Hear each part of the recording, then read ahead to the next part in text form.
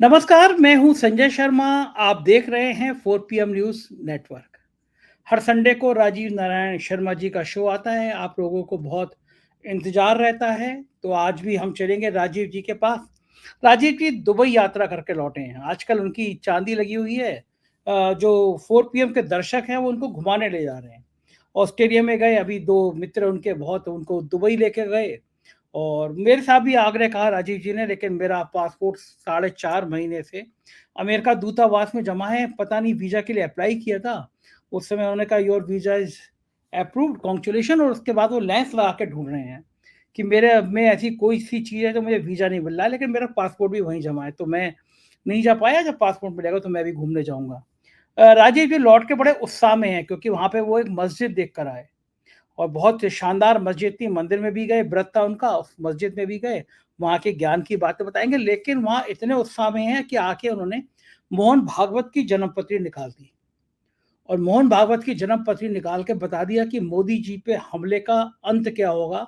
और एक धमाका, हालाँकि मुझे पहले नहीं बताना चाहिए था, बाद में आप खुद सुनते उनके मुँह से अच्छा लगता, कि मोहन भागवत क्यों इस्तीफ़ा दे देंगे इस लड़ाई के बाद।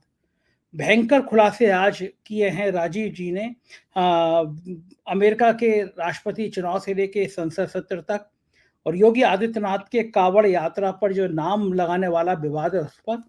बहुत शानदार शो है, पूरा सुनिएगा तो आपको मजा आएगा। जो मैं हर बार कहता हूँ कि राजीव जी पढ़े लिखे इंजीनियर हैं, लेकिन मन अध्यात्म में हुआ तो ज्योतिषी बन गए। कुछ भविष्यवाणियां सही हुई हैं, कुछ गलत हुई हैं, लेकिन बोलते अच्छा है तो लोग उनको सुनना चाहते हैं। मैं ये भी कहना चाहता हूँ कि मेरा यकीन है ज्योतिषी में, इसलिए मैं ये प्रोग्राम करता हूँ। अगर आपका ज्योतिष में यकीन हो तो आप देखिए, वरना बिल्कुल मत देखिए। लेकिन आप सुनिएगा तो आपको मजा आएगा। चलते हैं राजीव नारायण शर्मा जी से। उससे पहले अनुरोध आपसे करना चाहता हूँ, आप मेरे मित्र हैं, आप मेरे दोस्त हैं, तो चैनल के नीचे एक ज्वाइन बटन लगा हुआ है, इसको ज्वाइन कीजिएगा, सब्सक्राइब करिएगा, चैनल को थोड़ा उत्साह दीजिएगा, बढ़ाइएगा, तो आपको हमें अच्छा लगेगा कि आप हमारे साथ जुड़े हुए हैं। चलते हैं राजीव जी के पास। 4 PM न्यूज़ नेटवर्क में स्वागत है राजीव जी आपका। आज बहुत सारी बातें मुझे आपसे पूछनी है, धर्म से संबंधित भी पूछनी है, क्योंकि आपने धर्मशास्त्र का बड़ा अध्ययन किया है और आजकल धर्म को लेके बड़ी बहस चल रही है। जी। लेकिन सबसे पहले मैं पूछना चाहता हूँ कि संसद सत्र शुरू हो रहा है, और संसद सत्र की में क्या-क्या होगा ये मैं आपसे जानना चाहता हूँ, क्योंकि जब पार्लियामेंट बना था, उद्घाटन हुआ था, तो आप मानते हैं कि जिस क्षण घटना घटी वो क्षण उसका जन्म होता है, तो आपकी जन्मपत्री संसद की है आपके पास में। तो फिर ये क्या लगता है आपको कि क्या ये जो पार्लियामेंट का सत्र है, ये शांति से बीतेगा, हंगामा होगा, और क्या-क्या होगा इस सत्र में, आपको क्या लगता है? हाँ, देखिए संजय जी, सबसे पहले आपके दर्शकों को ये दिखा देता हूँ, ये 22 तारीख को मतलब कल जब संसद शुरू होगी तो ये 11 बजे की कुंडली है। दर्शक देख लें, 22 तारीख को 11 बजे की कुंडली सोमवार का दिन है और ये कन्या लगन की कुंडली बनी है। और मजे की बात है कि कन्या लगन ही जो है इस समय भाजपा का जो वर्षफल बना वो कन्या लगन का ही बना है। भाजपा की वैसे तो मिथुन लगन की कुंडली है और भाजपा की कुंडली में चौथा घर बनता है ये। तो इस कन्या लगन की कुंडली में लग्न में केतु है, 7वें घर में राहु है और आपके 5वें घर में चंद्रमा, 6वें घर में वक्री शनि, 9वें घर में बृहस्पति और मंगल, 11वें भाव में शुक्र और सूर्य। और इस लगन का स्वामी बुध होता है और बुध जो है 12वें घर में है। तो मैं आपके दर्शकों को सबसे बड़ी एक जानकारी बता रहा हूं ज्योतिष की सीखने वाली। अगर लग्नेश अपने से पीछे वाले घर में चले जाएं यानी 12वें घर में चले गए तो अपमान का विषय बनता है, नाना प्रकार के अपमान का। और ये कहा जाता है, इसका एक सिद्धांत हमने भी कहा कि लोग विदेश में कब जाते हैं तो याद रखिए ज्यादातर लोगों की कुंडली दिखाइए जो लोग एनआरआई बन चुके हैं। एक अच्छी रिसर्च आपको मिल जाएगी कि उनको अपने मातृभूमि में सुख नहीं मिला, जिसके कारण वो अपने प्रदेश गए, क्योंकि 12वां घर हमारा प्रदेश का भी है। तो इस कुंडली में विचित्रता ये है कि लग्नेश पिट गए और जबरदस्त पिटे हैं। इसमें मंगल की दृष्टि जो है और शनि की दृष्टि, मंगल की चौथी दृष्टि, शनि की 7वीं दृष्टि पड़ रही है। साथ में सिंह राशि भी इसमें पीड़ित हो रही है, जो सिंह राशि में ये है बुध, और वृश्चिक राशि भी पीड़ित हो रही है। तो इसका अपने अलग मायने हैं कि वृश्चिक राशि भारत की कुंडली का 7वां घर है। जो भारत की कुंडली मैं आपके दर्शकों को दिखा देता हूं, ये भारत की कुंडली है। भारत की कुंडली, तो भारत की कुंडली का 7वां घर और भारत की कुंडली का चौथा घर। चौथा घर होता हमारा बेसिकली डोमेस्टिक हैप्पीनेस का। तो इस कुंडली के आधार पर मैं ये देख रहा हूं संजय जी कि इसमें सरकार के लिए भयंकर अपमान आ रहा है। इस सदन में ये जो सदन होगा, हाँ, भयंकर अपमान आ रहा है। क्यों? उसमें मैं ये राइटअप भी आप दिखा दीजिएगा, जब मैं आपको कुंडली भेजूंगा उसको फोकस कीजिएगा। मैंने इसमें लिखा है humiliation to ruling party with fiery and bold attacks by opposition. मतलब इंडिया अलायंस का जबरदस्त अटैक इसमें संसद में होने वाला है।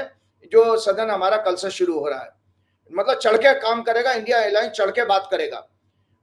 However budget will be people friendly. लेकिन एक बहुत अच्छी बात आम जनता के लिए अच्छी है कि बजट जो है वो दर्शकों को खुश करने वाला आएगा, मतलब पब्लिक जनता को बहुत सारी कंसेशन मिल सकते हैं, उसको हैप्पीनेस होगी, लग्जरी की आइटम्स हैं, कार है, गाड़ियां हैं, सुख साधन की चीजों पर बहुत सरकार रियायत बरसने वाली है। लेकिन सरकार का, और इसमें लिखा है कीपिंग इन माइंड दी, और इसका सरकार का उद्देश्य क्या है? With lots of concession keeping in mind the upcoming politics and state election. ये सरकार जो बजट लेकर के आएगी, आने वाले चुनाव को ध्यान में रखते हुए जनता को ज्यादा से ज्यादा कंफर्ट देने वाली है। लेकिन जो सरकार को बार बार, अगर मैंने कहा ह्यूमिलिएशन का है, तो नाना प्रकार के स्कैंडल सरकार के बाहर इसमें सदन में चर्चा में आने वाले हैं। उन स्कैंडल के कारण सरकार बैकफुट पे जाएगी। India alliance will dominate and rule its this session. BJP will be on back foot in entire session. Bharatiya Janata Party और सरकार बैकफुट पर होगी। Many scandals will badly harm the image of ruling party. मतलब सरकार की जो धत पिटने वाली है वो बहुत सारे स्कैंडल से पिटने वाली है। तो ये सदन में इंडिया अलायंस का, जो कि मैंने इंडिया अलायंस की कुंडली आप लोगों को दिखाई भी थी, ये इंडिया अलायंस की कुंडली है। ये इंडिया अलायंस का सेशन होगा, मतलब विपक्ष का सेशन होने वाला है ये। और आप देखेंगे आने वाले टाइम में कि इसमें जितने भी शिक्षा से लेकर के और जो इलेक्ट्रिकल बॉन्ड का भी जजमेंट, आपको पता है, मैंने आपको बताया था कि सुप्रीम कोर्ट ने उसके ऊपर जो किसी ने रिट दाखिल किया उसको सुनने के लिए उन्होंने हामी भर दी है। तो ये फाइनेंशियल स्कैंडल के लिए भी इनके लिए खतरनाक है। मतलब भाजपा के लिए ये सोचिए मृत्युतुल्य कष्ट आ रहा है इस सदन में, मृत्युतुल्य कष्ट, चौतरफा मार होने वाली है। और एक और चीज में एक कुंडली और दिखाना चाहता हूं। ये मैंने मंगल की ट्रांजिट बताई थी कि 12 जुलाई को मंगल बदला है राशि, ठीक है, देख रहे हैं। तो इस मंगल ने जो राशि बदली, ये धनु लगन की कुंडली बनी है, और ये भाजपा की कुंडली का 7वां घर है। और 7वां घर होता है हमारे प्रतिष्ठा का, मान प्रतिष्ठा का, और गठबंधन का भी होता है। तीसरा घर से मैंने दर्शकों को हमेशा बताया, तीसरे घर से एलाइज आते हैं। तो मजे की बात देखिए कि एक इन्होंने आदेश पारित किया था, अभी धर्म की कोई यात्रा वात्रा निकलने वाली है, जो भी आयोजन होने वाला है, उनके 3 एलाइज ने, मैं अखबार की 2 दिन पुरानी अखबार की बात बता रहा हूँ, जनता दल यू और रामविलास पासवान की पार्टी, और एक और किसी तेलुगु देशम में किसने, उन्होंने भी सरकार के इन आदेश को क्रिटिसाइज करना शुरू किया है। तो ये सदन जो सेशन जो शुरू हो रहा है, इसमें बीजेपी अकेली पड़ जाएगी, उसके एलाइज भी उसका साथ नहीं देंगे उसकी पॉलिसीज के मामले में, जो पॉलिसीज इंडिया अलायंस उसकी बैंड बजाने वाली है। तो ये मेरी इसमें एनालिसिस है। और आपको बता देता हूं कि जो मंगल का एक जो बदला था, इसमें काफी विश्व में दुर्घटनाएं का भी योग बन रहा है। और आपको पता है सरकार के लिए बहुत ज्यादा घेरने वाला क्या चीज है, आपको पता ही होगा कि नरेंद्र मोदी जी की जो ओथ हुई थी, मैंने आप लोगों को बताई थी कुंडली के, नरेंद्र मोदी जी की ओथ बहुत गलत समय पर हुई है। और उस ओथ के कारण नरेंद्र मोदी जी को, ये नरेंद्र मोदी जी की ओथ की कुंडली है कि नरेंद्र मोदी जी को बहुत सारा जो है इसमें कष्ट आ रहा है। कि आप देखिए, ये मैंने संगठा चक्र भी दिखाया था, ये एक विशेष मैथमेटिकल चक्र होता है, जिससे देखते हैं कि हम दुर्घटनाएं या और नाना प्रकार के वायलेंस को हम कैसे प्रिडिक्ट कर सकते हैं।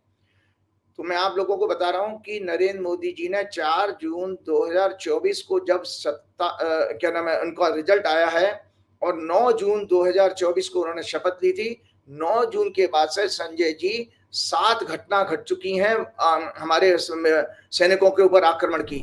जम्मू कश्मीर में 7 आपकी जो है, जिसमें हमारे मिलिट्री के बहादुर जवानों को अपनी जान गंवानी पड़ी है। और दुर्भाग्य ये है कि कैसी संवेदनहीन सरकार है कि आज तक नरेंद्र मोदी और उसका मंत्री, रक्षा मंत्री भी किसी सैनिकों के घर में शोक व्यक्त करने के लिए जाता नहीं है। पता नहीं उनको क्या डर है कि अगर वो चले गए तो शायद नरेंद्र मोदी जी नाराज हो जाएंगे। और मैंने अपनी जिंदगी में भाई इतना संवेदनहीन व्यक्ति तो नहीं देखा मोदी जी जैसा। आप देखिए कि आप 2014 से बताइए कोई भी दर्शक, भाजपा के लोगों के लिए भी मैं चिंतन के लिए विषय छोड़ता हूं, उनके अंधभक्तों के लिए भी चिंतन के लिए विषय छोड़ता हूं कि आप बताओ नरेंद्र मोदी को किसी गरीब के घर जाके सीने से लगाते हुए आपने देखा है?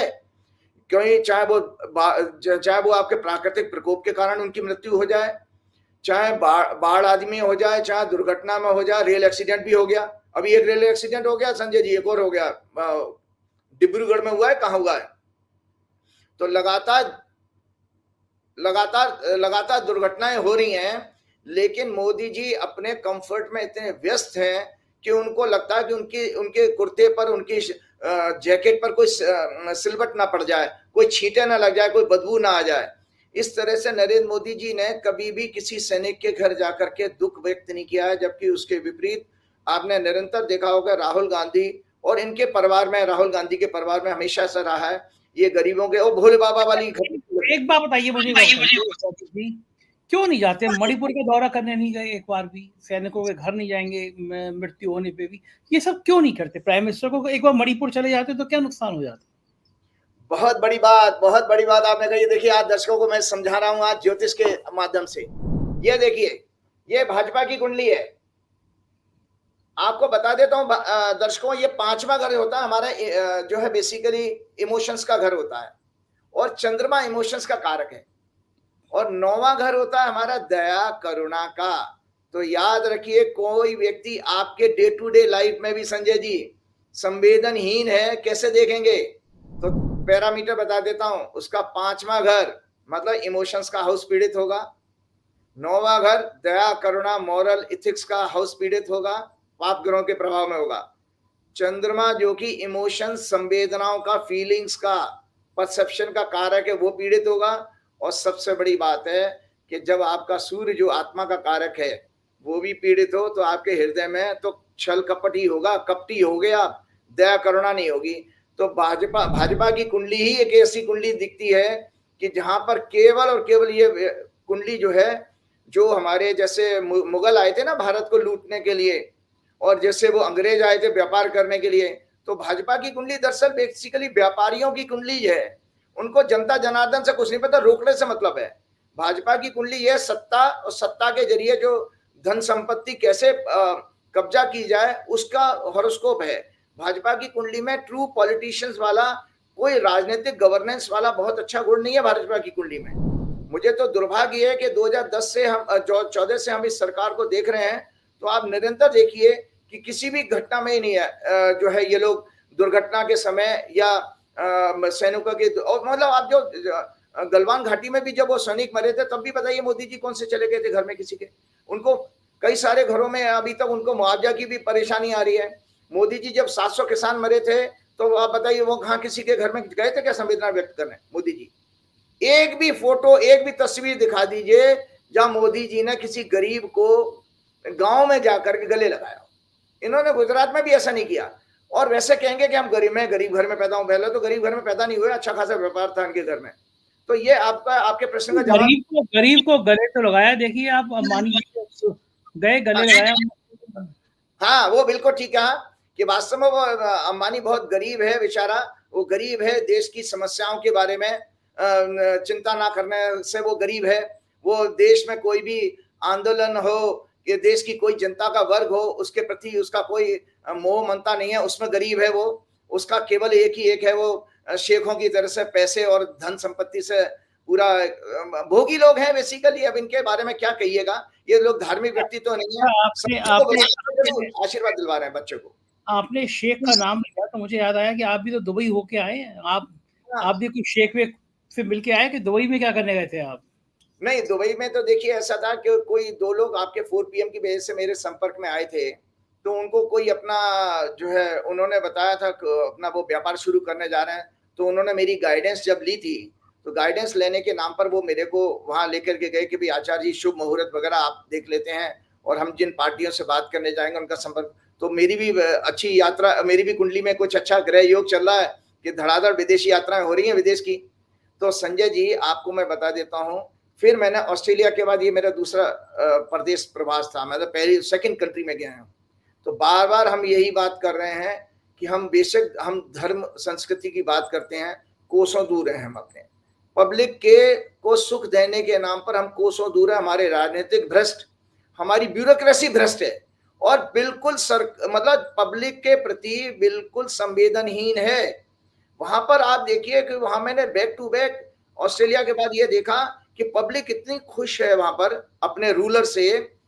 कोई बिजली पानी की कोई समस्या नहीं, कोई जाती नहीं बिजली, सड़कों पे कोई जानवर नहीं घूमते हुए नजर आएंगे, नीट एंड क्लीन सड़कें। क्या बात कर रहे हैं? आपको कोई भी इतने दिनों से आपको कोई गाय बैल सांड कोई ना सड़क पर नहीं आया? बड़ा लग रहा होगा आपको उत्तर प्रदेश की भारत की याद आ रही होगी कि सड़क पे गाय नहीं है, बैल नहीं है, सांड नहीं है, बड़ा सूना सूना लग रहा होगा आपको। और सबसे बड़ी चौंकाने वाली बात, घरों में ताले नहीं लगते बाबूजी। हम रामराज है वहां पर, असली रामराज। दुबई में मैंने देखा, एक मुस्लिम कंट्री होते हुए भी वो उस समय हमारे रामायण काल के राम जी के समय को भोग रहे हैं। वो कह रहे हैं कि आचार्य जी यहाँ पर अगर किसी का बैग भी गिरा जाएगा ना सड़क पे, तो लोग लेकर के उसको पुलिस में जमा करा देते हैं, कोई ताले नहीं है। मैं बड़ा हैरान था, हम गाड़ी में ऐसे लैपटॉप का बैग छोड़ के चले जाते थे। हमारे अगर दिल्ली में हो ना, तो दिल्ली में तो शीशा तोड़ के वो लैपटॉप का बैग गायब कर देंगे, कभी भी आराम सेकंड में टूट जाएगा। लैपटॉप का बैग ऐसा का ऐसा ही पड़ा रहता था। बिल्कुल मुझे लोगों ने बताया वहां पर ताले नहीं लगते हैं। और वर्ल्ड क्लास, मतलब जो वर्ल्ड का टॉप मोस्ट जो है इंफ्रास्ट्रक्चर है वो है हाई क्लास। जब मैं वहां की कंस्ट्रक्शन की क्वालिटी भी देखता था, फिनिशिंग देखता था, रॉ मटेरियल देखता था, प्योरेस्ट, एकदम प्योर। तो ये सब हम देखते हैं कि भाई हम अपने देश में कर क्या रहे हैं। तो आज एक चिंतन हो गया दो देशों के देखने के बाद कि वास्तव में हम जो है मानसिकता से अभी भी हम स्वतंत्र नहीं हो पाए हैं। हमें ये पता ही नहीं है कि हमारा जीवन लोगों को सुख देने के लिए, डेमोक्रेसी का मतलब होता है पब्लिक राजा होती है, पब्लिक को सुख दीजिए, क्योंकि पब्लिक के टैक्स के पैसे से ही सुप्रीम कोर्ट के जजों की तनख्वाह जारी है, प्रधानमंत्री राष्ट्रपति को सैलरी मिल रही है, सारी ब्यूरोक्रेसी को मिल रही है, सारे प्रधानमंत्री पीएमओ के ऑफिसर्स उसी से आपके सैलरी से पल रहे हैं, आपकी फौज से लेकर सारी पैरामिलिट्री फोर्सेस, पुलिस फोर्सेस, सबकी सैलरी हमारे आपके पैसे से जा रही है। लेकिन हम जनता यहाँ पर बेसिकली यहाँ पर एक लेबर क्लास और दरिद्रों की तरह से ट्रीट किया जाता है और एक सौतेला व्यवहार होता है जो अंग्रेजों के टाइम में होता था। बिल्कुल एक्जैक्टली। क्योंकि दुबई में और आपने क्या क्या देखा, एक बहुत सुंदर मंदिर बन रहा है दुबई में, प्रधानमंत्री जी का श्रेय आता है उसमें, दुबई में मंदिर बनवा दिया उन्होंने। जी बिल्कुल, मैं बताता हूँ कि आपको मैं बताता हूँ। देखिए एक और चीज मैंने देखी थी वहां पर, मुझे ये जानकारी, एक तो सारी इंडस्ट्री शहर के बाहर है, तो शहर के बाहर आप देखिए जो लेबर्स के लिए जो क्वार्टर वहां कंपलसरी है बाबूजी। वहां लेबर्स को हाउस देना कंपलसरी है, लेबर को गाड़ी देना कंपलसरी है। आप लेबर को एम्प्लॉय नहीं कर सकते। आप बिजनेसमैन को या उद्योगपति को लेबर को गाड़ी देनी पड़ेगी, लेबर वहां पे पैदल नहीं आएगा आपके यहाँ वर्किंग के लिए। और आपको पता उनके घर भी एसी हैं सारे के, और साथ में उनकी वर्किंग आवर्स ऐसी हैं, दोपहर के 12 बजे से 3 बजे तक कोई किसी लेबर को एम्प्लॉय नहीं काम नहीं कर सकता। 50,000 धीरम का फाइन है वहां पे, 50,000 धीरम। अगर कोई लेबर 12 बजे से 3 बजे काम करती हुई पकड़ी गई किसी इंडस्ट्री में, तो उस इंडस्ट्री पे पेनल्टी लग जाएगी। तो इतना कंफर्ट है। अब आता हूं बात उसके लिए कि 150 किलोमीटर दूर आबू धाबी में एक हमारा स्वामी नारायण संस्था जो गुजरात की है, उसका मंदिर जो है वहां पे बना था, जो मोदी जी भी गए थे। मोदी जी ने उद्घाटन नहीं किया था, शामिल हुए थे। उद्घाटन शब्द तो मंदिर के लिए ठीक नहीं लगता है, बेसिकली मंदिर की प्राण प्रतिष्ठा होती है। तो मंदिर में उसमें काम अभी भी चल रहा है। मैं फोटो मैंने खींच के लाया हूं, तो आप अपने दर्शकों को दिखाइएगा। 2 धार्मिक स्थल मैंने देखे, और उस दिन दर्शकों को मैं बताना चाहता हूँ, देवशैनी एकादशी थी, बड़ा पवित्र दिन था। मैं कई वर्षों से एकादशी के, दोनों एकादशी के व्रत रखता हूँ, शुक्ल पक्ष की भी और क्या नाम है कृष्ण पक्ष की भी। तो देवशैनी एकादशी वो एकादशी है जिस दिन भगवान नारायण, हमारी हिंदू धर्म के मतलब हमारे शास्त्रों की मान्यता है कि भगवान नारायण क्षीर सागर में रेस्ट करने के लिए चले जाते हैं। और 4 महीने वो जब आपके देवोत्थान एकादशी आएगी नवंबर में, तब उसके बाद आपकी शादी वगैरह सब होती हैं। हम लोग common day to day life में देखते हैं, शुभ कार्य इस समय नहीं होते हैं। और इस दौरान इन 4 महीनों में ज्यादातर वैष्णव लोग साधना करते हैं, संत महात्मा ध्यान लगाते हैं और शिव जी की आराधना होती है। तो उस दिन, पवित्र दिन के दिन, आप दर्शकों को शेयर करते हो कुछ अपने पर्सनल एक्सपीरियंस से शेयर करते हो, मुझे अच्छा लग रहा है और दर्शक उसमें ज्ञान के रूप में देखेंगे। तो पहले तो मैंने दर्शन किए स्वामीनारायण संस्था के मंदिर के। बन रहा है, बहुत खूबसूरत है, बहुत बड़े इलाके में 25 एकड़ में है।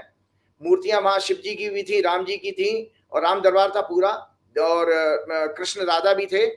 उसके बाद संजय जी, मैंने अभी तक जिंदगी में मस्जिद नहीं देखी थी, कभी मस्जिद नहीं देखी। मुझे एक जिज्ञासा थी कि मस्जिद में ये किस चीज की पूजा करते होंगे।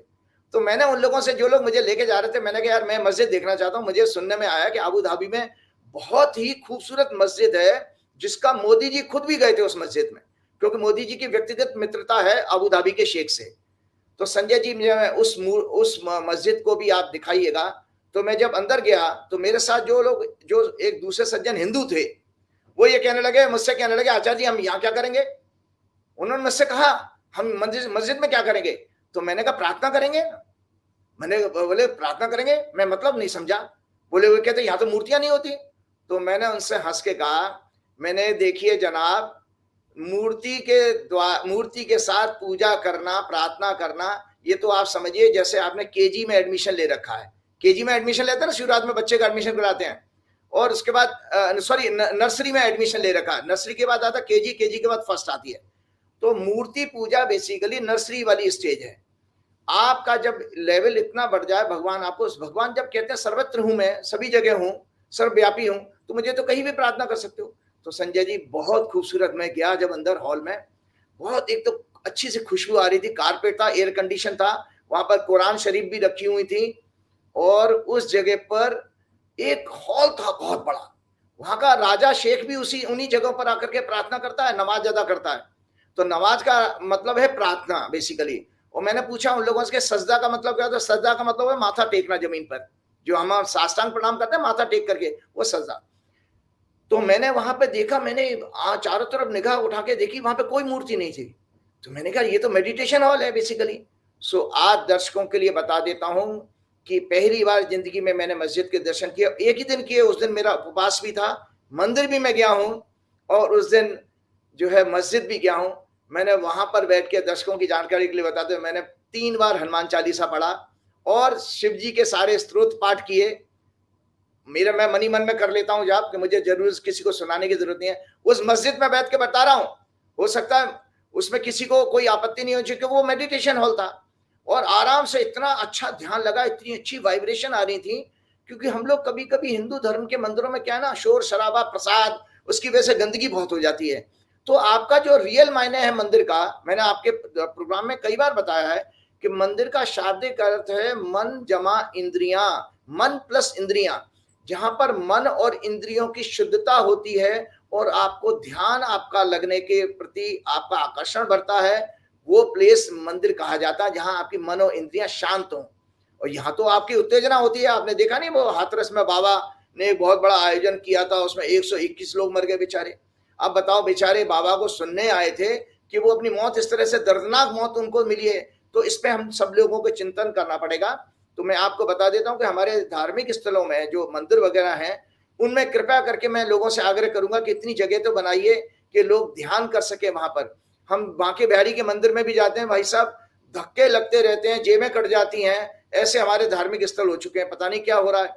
लेकिन मैंने इस मस्जिद में देखा, और शेख ने, मतलब ये सोचिए, मैंने तो ताजमहल देखा नहीं है, मुझे तो ताजमहल से भी ज्यादा खूबसूरत प्रतीत हुई है वो, ताजमहल से भी ज्यादा। और पूरा मकराना ये कहा जाता है कि ये राजनेताओं ने दीवार खड़ी कर दी, क्या फर्क है राम और अल्लाह में, क्या फर्क है रहीम में और इन रहमान में, या किसी भी हिंदू नाम में। ये सब तो बनाई हुई चीजें हैं। लेकिन जब धर्म की बात आई है तो मैं ये जानना चाहता हूँ कि उत्तर प्रदेश सरकार का क्या होगा। राजीव जी, सरकार में युद्ध बहुत छिड़ गया है, योगी को दिल्ली हटाना चाहता है, केशव मौर्य उनके खिलाफ साजिश कर रहे हैं, और योगी ने हिंदुत्व का कार्ड चल दिया है। उन्होंने कहा कि सब दुकानें, कावड़ की यात्रा पे जो लोग जाएंगे, दुकान वाले अपना नाम लगाएंगे। इशारा यही है कि मुसलमानों की दुकानों से लोग लेंगे नहीं, सामान नहीं लेंगे। और मैंने आज ट्वीट किया है कि गंगा जल लेके कावड़ लौट रहे थे मुजफ्फरनगर में, एक ढाबे पे रुके, वहां पे दाल मंगाई, दाल में प्याज का, लहसुन का तड़का लगा था, गुस्से में आ गए, सब होटल तोड़ दिया। होटल वाले हिंदू था, प्रबोध नाम था। मैं राजीव जी, ये मैंने ट्वीट किया है कि कावड़ यात्रा में हर बार कुछ ऐसे लोग सामने आते हैं जो इस तरह की हिंसा करते हैं। मैंने कुछ नशे में भी लोग देखे हैं कावड़ यात्रा में, कुछ हथियार लेके जाते हुए लोग देखे हैं कावड़ यात्रा में। तो मैंने कहा जिस तरह दुकानदारों का आप नाम परिचय सार्वजनिक कर रहे हो, उस तरह कावड़ लेके कौन जा रहा है इसका भी कैरेक्टर सर्टिफिकेट जारी कर दो। अपराधी तो नहीं जा रहे, गुंडे तो नहीं जा रहे।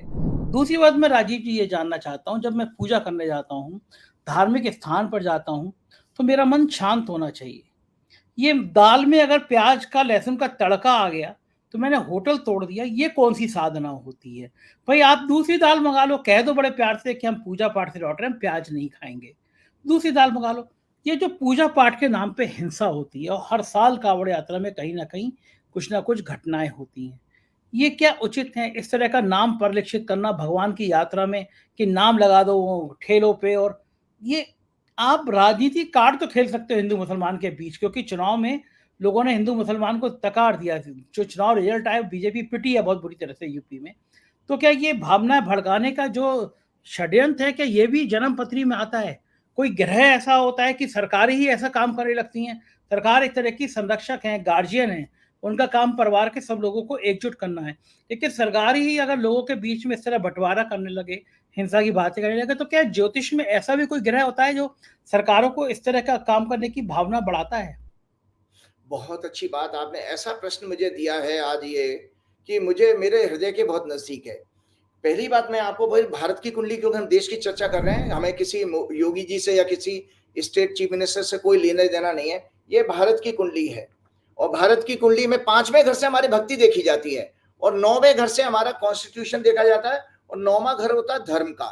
तो याद रखिएगा, रिलीजन जो है, रिलीजन बेसिकली एक आस्था है। तो जो आस्था है वो चौथे घर से देखी जाती है और भक्ति जो डिवोशन है 5वें घर से किसी भी ज्योतिष में कुंडली में देखा जाता है। तो 9वां घर कॉन्स्टिट्यूशन का, 9वां घर धर्म का है। तो कृपया करके, एक तो हमारे देश में क्या कमजोरी है, जितने भी बुद्धिजीवी हैं, बड़े बड़े, एक से बड़े पत्रकार हो या कोई और इंटेलेक्चुअल हो, वो लोग धर्म को और जो है रिलीजन को मिक्स कर देते हैं, जबकि दोनों के मायने अलग अलग हैं। धर्म के और रिलीजन के मायने अलग अलग हैं। मैंने आपको बताया था ना कि जो वो ये किताब दिखाई थी बार बार, ये हिंदुत्व की जो है, हिंदुत्व जो है, वे ऑफ लाइफ जो है, ये किताब दिखाई थी। इसके में बहुत सारे कोट्स, मैंने अभी एक नोट्स बनाए थे, मैं आपको सुनाऊंगा तो आप चौंक जाएंगे कि मैं हैरान हूं कि हमारे सुप्रीम कोर्ट के जजेस कितने लर्नेड होते हैं। ओ माय गॉड, उन जजों ने ऋग्वेद के श्लोक को कोट किया है, महाभारत के श्लोक को कोट किया है इसमें, और आपके अलग अलग तरह के चाणक्य को कोट किया है, युधिष्ठिर को कोट किया है, तब जाकर के वो जजमेंट दिया है। तो मैं आज उसी नाते बता रहा हूं कि जो कॉन्स्टिट्यूशन में हमारे फंडामेंटल राइट हैं, fundamental rights as per constitution, right to freedom, right to equality, right to freedom of religion. Freedom of religion भी मेरा जन्म से मेरा राइट है, कॉन्स्टिट्यूशन ने दिया है। तो कोई चीफ मिनिस्टर मैं ये खाऊंगा, मैं ये पहनूंगा, मैं ये नहीं करूंगा, वो नहीं करूंगा, उसमें दखलंदाजी नहीं कर सकता, क्योंकि वो मेरा व्यक्तिगत विषय है, वो मेरा पर्सनल विषय है। उसमें किसी सरकार को कोई इसमें हस्तक्षेप करने की जरूरत नहीं है, क्योंकि फंडामेंटल राइट है। और right against exploitation, right to constitutional remedies, cultural and educational rights. तो ये रिलीजन को बेसिकली कल्चरल भी माना गया है, क्योंकि जो डेमोग्राफिक कल्चर थी अलग अलग, उस तरह से लोगों की आस्थाएं बन गई। अब जैसे आदिवासियों में जाइए, वो लोग वृक्ष को और नदियों को और इनको पूजते हैं। आपने देखा ना, पेड़ वगैरह को पूजते हैं। किसी देवी देवताओं को उतना उनका पूजन नहीं है, तो जंगल में जो होता है वो उसको पूजा करते हैं, उनकी देवी होती हैं। Constitution says that the responsibility of the legislature is not just to provide fundamental rights, but also more importantly to safeguard them. तो ये योगी जी हों या कोई भी हो, आप उनको, हर नागरिक को फंडामेंटल राइट आपको प्रोवाइड करना और उसकी सेफ्टी भी, आप सेफगार्ड भी आपको करना है।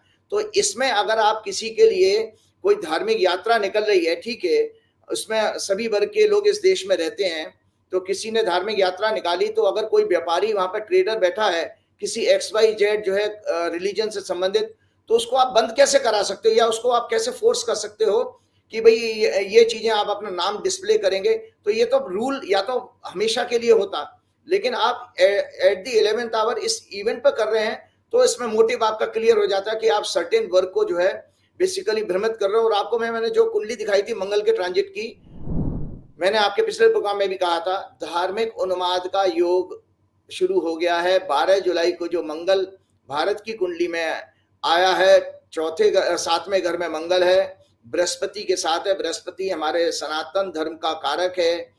धार्मिक उन्माद आ रहा है भारत की कुंडली में, क्योंकि शनि और मंगल दोनों की दृष्टि सिंह राशि पर है, शनि और मंगल दोनों की। इसलिए ये सब कारण तैयार हो रहा है, जो सरकारें उसमें अपना हाथ धो रही हैं। सबसे बड़ी बात यह है, एक और चीज मैं बताने वाला, आपने ये कहा था तो मैं आपके प्रश्न का जवाब हो गया।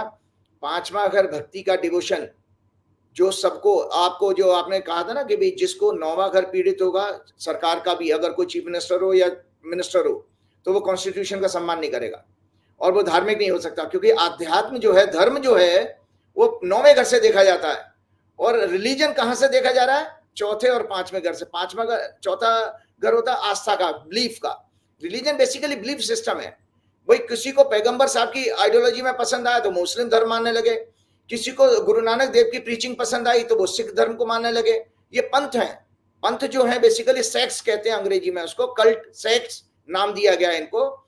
ये चौथे घर और 5वें घर से देखे जाते हैं। 9वां घर तो एक ही है, सबके लिए होगा। धर्म, धर्म बेसिकली फंडामेंटल राइट्स हैं। तो मैं उसके कोट बता देता हूं आपको जानकारी के लिए, बहुत अच्छी नॉलेज के लिए मैं शेयर कर रहा हूं दर्शकों के सामने। ये सुप्रीम कोर्ट का जजमेंट था हिंदुत्व के ऊपर, ये way of life, case number 360 case number था ये, और 1994 में आया था। Before MN Venkatachaliah, AM Ahmadi, JS Verma, GN Ray and SP Bharucha, ये जज थे उसमें, सुप्रीम 5 जजों की बेंच थी। तो सबसे पहले जजमेंट ये कहता है सेक्युलरिज्म क्या है? डिनोट्स सर्वधर्म संभाव। सेक्युलरिज्म का मतलब है सभी धर्मों का समानता से उनका सम्मान करना। ये हमारी वेदों की फिलॉसफी है। An approach of tolerance and understanding of equality of all religions. This philosophical approach of understanding coexistence and tolerance is the very spirit of our ancient thought. हमारा जो वेदों का थॉट है उसके अकॉर्डिंग है कि हमको सभी धर्मों का सम्मान करना चाहिए। हमारे अंदर इतनी टॉलरेंस होनी चाहिए, हमको सबको समान है। जब आप वसुदेव कुटुंबकम कह रहे हो, तो वसुधा अगर मेरा पूरा परिवार है भैया, तो उसमें फिर कोई क्या खा रहा क्या कर, जैसे परिवार में हर बच्चे को जरूरी नहीं है कि वो उसको अरहर की दाल पसंद हो और रोटी पसंद हो, कोई नॉनवेज भी खा सकता है, कोई और बाजार का पिज्जा बर्गर भी खा सकता है। तो जब एक परिवार में सारे टेस्ट के अलग अलग आइडियोलॉजी के लोग होते हैं, तो इसी तरह विश्व भी एक परिवार है। तो उसमें बहुत अच्छा यजुर्वेद का कोट लिखा था, मित्रस्य मां चक्षुषा सर्वाणी भूतानि समीक्षिताम, मित्रस्याम चक्षुषा सर्वाणी भूतानि समीक्षे, मित्रस्य चक्षुषा समीक्षा महे।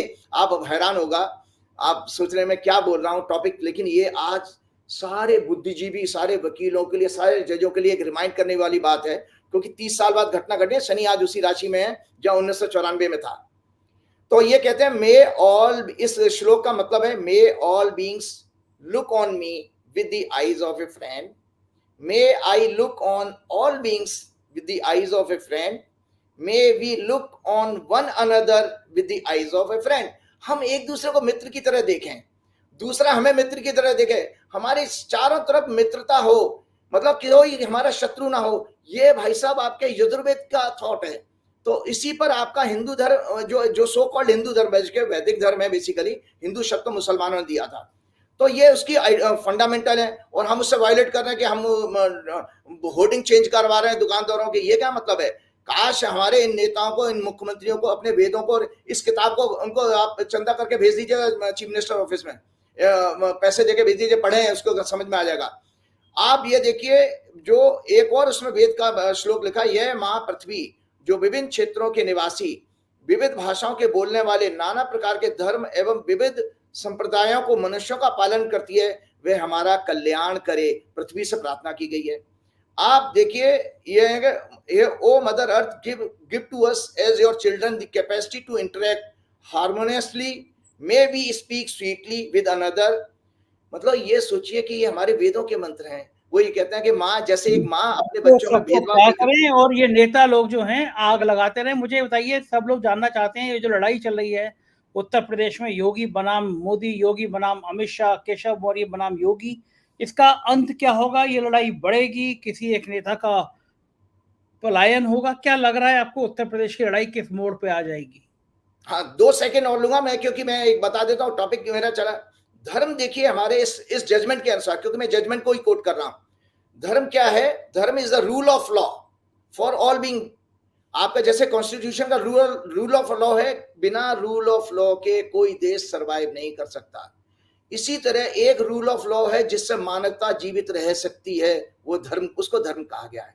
ये सभी आइडियोलॉजी के लिए, मुस्लिम धर्म के लिए भी लागू होता है, मुस्लिम संप्रदाय के लिए भी लागू होता है, सिख संप्रदाय के लिए भी, क्रिश्चियनिटी के लिए भी, बौद्ध धर्म के लिए, जैन धर्म के लिए, सभी लोगों के लिए रूल ऑफ लॉ है। Dharma is the rule of law for all being regarded as duty. इसको ड्यूटी का दर्जा दिया गया। The basic principle of cosmic और individual existence. Sanatan Dharma are ancient ordinances, ordinance है ये Sanatan Dharma, mentioned in its first knowledge of human mankind, Rigveda. इसकी उत्पत्ति धर शब्द से हुई है, जिसका अर्थ है धारण करना, means upholding, supporting, nourishing and sustaining. According to Mahabharata, dharma is the for stability of society, the maintenance of social order, general well-being and progress of mankind. Whatever conduces to the fulfillment of these objects is dharma. That is definite. Dharma are the moral, ethical laws of nature, geopolitical, social, constitution of the country and justice. इसको धर्म कहा गया है संजय जी। इसलिए धैर्य, क्षमा, सत्य, अहिंसा, चोरी ना करना, इंद्रियों पर कंट्रोल करना, शुद्धता, ये धर्म के 10 लक्षण कहे गए हैं। और अब आपकी बात पे आता हूं, तो इसमें रिलीजन को ये कहा गया, रिलीजन बेसिकली इंडिविजुअल फेथ है, बिलीफ सिस्टम है। आपको हनुमान जी अच्छे लगते हैं तो आप हनुमान जी की पूजा करिए, कि आपके बंगाल में देवी की उपासना की, देवी की उपासना कर सकते हैं, किसी को शनिदेव अच्छे लग सकते हैं। तो ये क्लियर हो गया कि हमारा रिलीजन और धर्म अलग अलग चीजें। धर्म बेसिकली रूल ऑफ लॉ है और रिलीजन हमारी आस्था है, बिलीफ सिस्टम है। तो जो आपका प्रश्न है मैं आपको बता देता हूं, मैंने आपके पिछले प्रोग्राम में ही कहा था कि बीजेपी के वर्षफल में ये मंगल की दृष्टि तीसरे घर पर जारी है। जो वर्षफल मैंने एनुअल हॉरोस्कोप दिखाया था बीजेपी का, ये बीजेपी का एनुअल हॉरोस्कोप है। इसमें तीसरे घर पर ये बीजेपी का एनुअल हॉरोस्कोप है। इसमें तीसरे घर पर जो है मंगल की और शनि की दृष्टि जारी है वर्षफल का।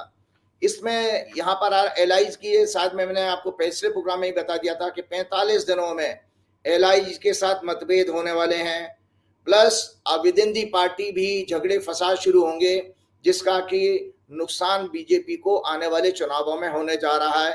क्योंकि सिंह राशि और वृश्चिक राशि इस समय शनि और मंगल दोनों से पीड़ित है। तो आपको जानकारी होना चाहिए कि बीजेपी की चंद्र कुंडली वृश्चिक लगन की है, तो लगन भी पीड़ित हो गया और 10वें घर में सिंह राशि है, पीड़ित हो रहा है।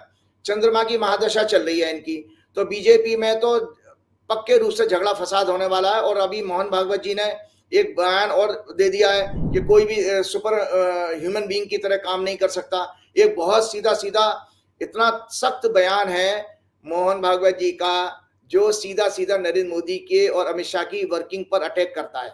और एक जानकारी के लिए मैं बता देता हूं, पहली बार मैं ये हॉरोस्कोप लेकर के आया हूं कि मोहन भागवत जी की ये हॉरोस्कोप है। ये दर्शक देख ले, मोहन भागवत जी की हॉरोस्कोप है।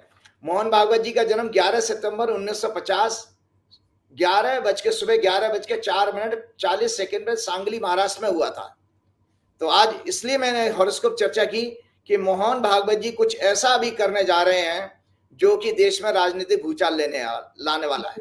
अरे गजब। यस, सो मोहन भागवत जी ने पशु चिकित्सक, मैंने वेटरनरी डॉक्टर हैं ये बेसिकली, जो बाई प्रोफेशन ये वेटरनरी डॉक्टर की इन्होंने क्वालिफिकेशन ली है। लग्नेश Mangal which is a 6th lord also in 12th house hospital में। इनका मून केतु के नक्षत्र में है। क्लासिक एस्ट्रोलॉजी के अनुसार अगर 5वां घर का लॉर्ड मून और 10वां घर का लॉर्ड केतु के नक्षत्र में हो तो ऐसा व्यक्ति मेडिकल फील्ड के लिए इंक्लिनेशन रखता है। तो इनका इसीलिए डॉक्टरी में ये डॉक्टरी पढ़ाई करी थी। शनि की एस्पेक्ट 5वें घर के लॉर्ड पर, 2nd लॉर्ड जुपिटर पर, उसकी पोजीशन 10वें घर में वीनस, जो कि पशु पेट्स का सिग्निफिकेटर है। इनके 10वें घर में शुक्र है, तो पशु की वजह से इन्होंने पशु वाला जो फील्ड क्यों चूज किया, क्यों वीनस के कारण है। Sun planets of health, moon medicine के साथ है, जो इनके वेटरनरी प्रोफेशन को कंफर्म करता है। इनके चंद्र सूर्य पर गुरु की दृष्टि है, अतः he should be a thorough gentleman and good soul होना चाहिए। मोहन भागवत जी व्यक्तिगत रूप से बहुत अच्छे आत्मा, बहुत ही अच्छे पॉजिटिव माइंडसेट के व्यक्ति हैं और ये बहुत थोरो जेंटलमैन हैं। सेवेंथ हाउस इनका बहुत हैवीली एफ्लिक्टेड है शनि और मंगल से, और planet of sex and marriage which is A seventh Lord also इनकी कुंडली में is under the influence of Shani and planets of liking, emotions, romance. Moon is also under this influence. It indicates और confirm करता है कि ये unmarried क्यों है, क्योंकि शुक्र जो है सेक्स का कारक है, सातवें घर का लॉर्ड, और सातवां हाउस पीड़ित हो और वीनस भी अगर पीड़ित हो तो ऐसे व्यक्ति शादी नहीं करेगा, होगी नहीं शादी। ये फंडामेंटल प्रिंसिपल बता दिया मैंने लोगों को। और एक दर्शकों को चौंकाने वाली बात बताने जा रहा हूं, अगले प्रोग्राम में, क्यों मेरे पास इतने प्रश्न आ चुके हैं, अगले प्रोग्राम में मैं शादी और शादी से जुड़े हुए समस्त विषयों को आपके चैनल पर शेयर करूंगा कि भाई गुण मिलान क्या होता है, मंगल दोष क्या होता है, पितृ दोष क्या होता है, विवाह देर से क्यों होता है, आजकल के बच्चे शादी क्यों नहीं कर रहे हैं, लिविंग इन रिलेशनशिप में रहने जा रहे हैं, एक और सोशल समस्या बनती जा रही है। आजकल डेटिंग ऐप आ गए हैं, तो डेटिंग ऐप के जरिए लोग पार्टनर ढूंढ लेते हैं, फिर उसके बाद धोखा हो जाता है उनके। तो इस सारे सब्जेक्ट को मैं अगले प्रोग्राम में कवर करूंगा। तो 1977 में भागवत जी प्रचारक बनते हैं, जब इनकी दशा चंद्रमा की थी। 21 मार्च 2009 को ये संघ प्रमुख बने थे, 21 मार्च 2009 को ये संघ प्रमुख बने थे। तब इनकी दशा राहु में सूर्य वीनस की थी, राहु और सन 6-8 एक्सिस में। इसीलिए देखिए मोहन भागवत जी ने जब ये संघ प्रमुख बने ना, वो ग्रह दशा अच्छी नहीं थी। तो आपको बता दें मोहन भागवत जी का कार्यकाल संघ में एक कंट्रोवर्सी से भरा हुआ कार्यकाल माना जाएगा। व्यक्ति बहुत अच्छा है, वो मैंने पहले ही बता दिया, थोरो जेंटलमैन है, लेकिन इनकी वर्किंग के ऊपर प्रश्न चिन्ह लगे। मतलब इनको जो संघ को प्रशंसा मिलनी चाहिए, संघ इसमें जाकर के बदनाम भी हुआ राजनीतिक महत्वाकांक्षा के कारण और एक गलत सरकार को प्रमोट करने के कारण। तो उसमें मैंने कहा 6-8 एक्सेस में है, आपस में ग्रेट एनिमी है, सूर्य और जो राहु हैं वो आपस में ग्रेट शत्रु हैं, इसलिए इनका कार्यकाल कंट्रोवर्सीज के साथ याद किया जाएगा। इसमें संघ का राजनीतिक महत्वाकांक्षा, छल कपट में सत्ता के साथ होकर उनके प्रत्येक अनैतिक कार्यों पर प्रश्न न करने के कारण देश में प्रतिष्ठा को डैमेज करने वाला माना जाएगा। मतलब इसमें संघ की प्रतिष्ठा भी दांव पर लगी, इसलिए बार बार संघ को भी लोगों ने आड़े हाथ लिया है। अब जो चौंकाने वाली बात मैंने आपको बताना चाह रहा था, 28 जुलाई 2024, भागवत जी मेरा प्रोग्राम अगर सुनते हो या संघ का कोई आदमी सुनो, जरूर पहुंचा देना मेरी बात को। 28 जुलाई 2024 आने वाली, आज तो 21 है, 28 जुलाई 2024 से इनकी गुरु में मंगल की दशा शुरू हो रही है। मंगल लग्नेश होकर 12वें भाव में, त्याग पत्र अपमान के भाव में है। गोचर में गुरु और मंगल इनके 7वें भाव में है। मंगल वाणी के भाव को प्रभावित कर रहा है, जन्म का मंगल इनके कम्युनिकेशन भाव को प्रभावित कर रहा है, अतः इनके द्वारा लगातार एग्रेसिव स्टेटमेंट आते रहेंगे जो सत्ता में बैठे लोगों को बेचैन और परेशान करेंगे। जुलाई 2025 तक इनके त्याग पत्र देने का या पद छोड़ने का भी योग बना हुआ है। अरे बाप रे, क्योंकि इनके 12वें घर से लग्नेश इनका 12वें घर में है, तो ये पद छोड़ने का या त्याग पत्र देने का इनका योग आ गया है। तो ये छोड़ देंगे। मतलब मोदी जी से लड़ाई इतनी बढ़ जाएगी कि इस्तीफा दे देंगे।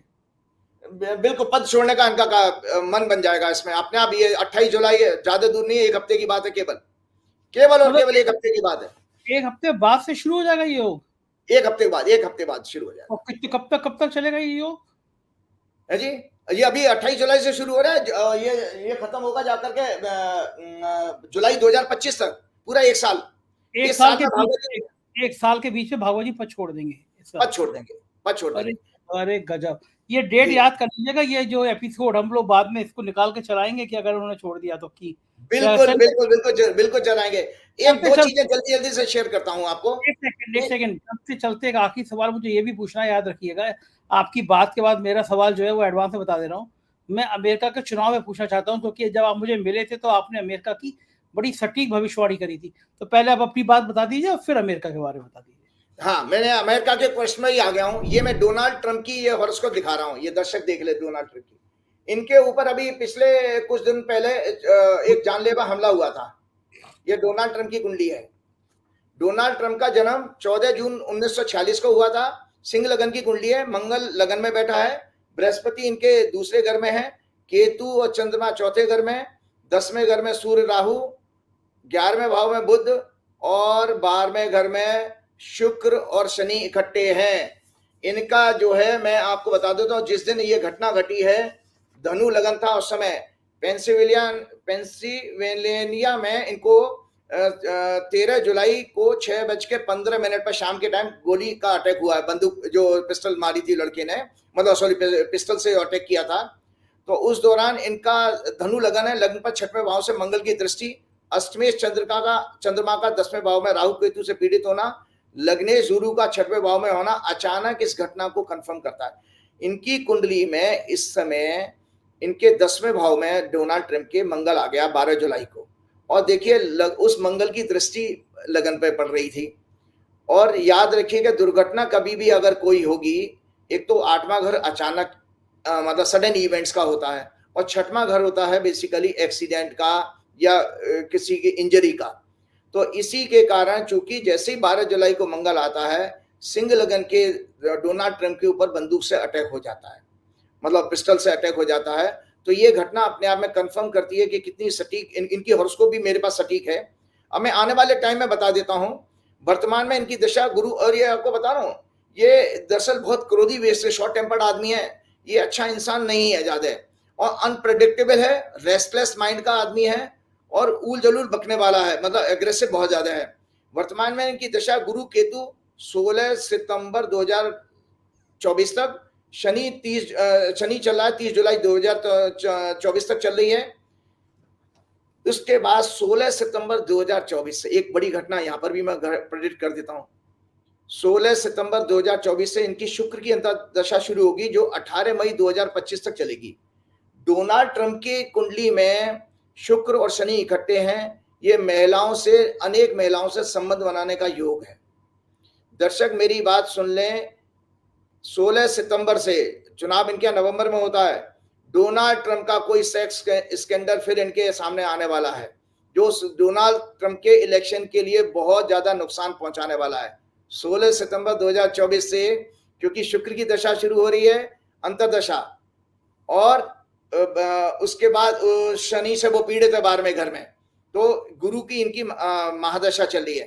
तो ये डोनाल्ड ट्रंप के लिए खतरनाक समय है कि इलेक्शन का, इनका तो नॉमिनेशन तो क्लियर हो चुका है, लेकिन इलेक्शन में इनके जीतने के लिए संकट आएंगे। और अमेरिका की कुंडली भी मैं बता देता हूं, अमेरिका की कुंडली बहुत ही ज्यादा कंट्रोवर्शियल चुनाव इंडिकेट कर रही है। आपको एक कुंडली और चर्चा करता हूं, ये है देखिए जॉय बाइडेन की, इनके बारे में भी बहुत सारा चीजें मीडिया में आ रहा है। ये जॉय बाइडेन की कुंडली है। जॉय बाइडेन 20 नवंबर 1942 को जन्म हुआ था, सुबह 8:38 इनका भी पेंसिल्वेनिया का भी ही जन्म है। वृश्चिक लगन की कुंडली है, सूर्य और शुक्र इनके लगन में है, चौथे घर में केतु, 6वें घर में चंद्रमा, 7वें घर में वक्री शनि, 9वें घर में उच्च का बृहस्पति है, 10वें घर में राहु, और इनके मंगल और बुध जो है 12वें घर में, लग्नेश 12वें घर में होने का मतलब very very bad phase for him on health ground. इनके लिए हेल्थ ग्राउंड का, और दर्शकों को बता दे, दर्शकों दोबारा दिखा देता हूं, इसमें लिखा हुआ भी है मैंने कि मरकरी और अगर मंगल का कॉम्बिनेशन होता है तो ब्रेन का डिसऑर्डर आता है। इनको पार्किंसन या जो भी ब्रेन की बीमारी है, डिमेंशिया वगैरह की बीमारी है, ये बीमारी इनकी बढ़ने वाली है, जिसके कारण इनके इस्तीफा देने का योग, मतलब इनका इलेक्शन से हटने का योग बन रहा है।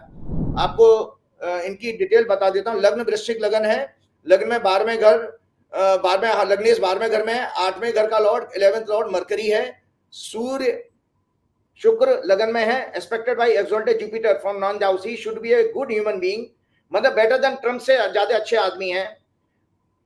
Unpredictable Trump with clear government vision. Moon is in 6th house, expected by Mercury. Mars indicates some wrong decision with restless mind. Moon is his 64th Navansha Lord, placed in 6th house, afflicted by Mangal. Venus is 22nd Reshkon Lord, afflicted by Saturn.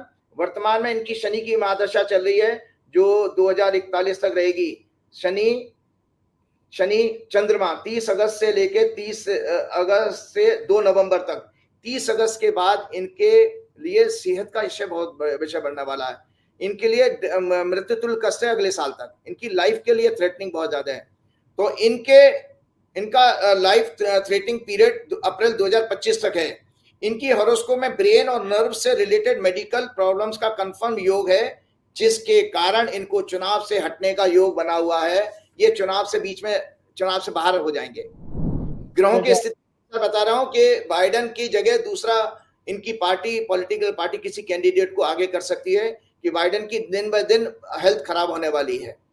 चलते चलते एक चीज और आज, बस उसके बाद मैं प्रोग्राम समाप्त करूंगा। आज संजय जी 21 तारीख को आज गुरु पूर्णिमा है, और दर्शकों को ये जानना चाहिए कि गुरु का मतलब क्या है। और गुरु के नाम पर आपने देखा कैसे पाखंडी गुरु है। और मजे की बात है, मैंने देखा था गुरु आजकल फोन कर रहे हैं, 2-3 दिन पहले से फोन करना शुरू हो जाता है चेलों के पास कि भाई तुमको आना है, मतलब उनको दान मिलेगा। तो ये गुरु पूर्णिमा का महत्व क्या है, तो मैं जल्दी से दर्शकों के लिए एक छोटा सा राइटअप पढ़ के सुना देता हूँ।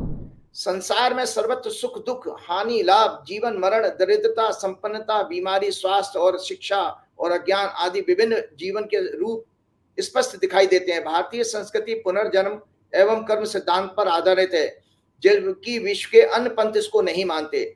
हम जो भी अच्छे या बुरे कर्मों का फल इस जीवन में प्राप्त करते हैं, वह सभी हमारे प्रारब्ध कर्मों के कारण ही मिलता है। हॉरोस्कोप या कुंडली हमारे प्रारब्ध का परफेक्ट डॉक्यूमेंट है।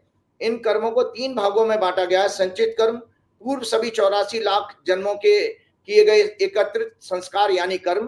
प्रारब्ध कर्म, संचित कर्मों के सर्वश्रेष्ठ पुण्य, जिनसे हमें ये मानव जीवन जैसा सर्वश्रेष्ठ जन्म प्राप्त हुआ है। आगामी कर्म, इस वर्तमान जीवन में वेद अनुसार धर्म अर्थ काम मोक्ष चारों पुरुषार्थ के आधार पर निश्चित कर्म।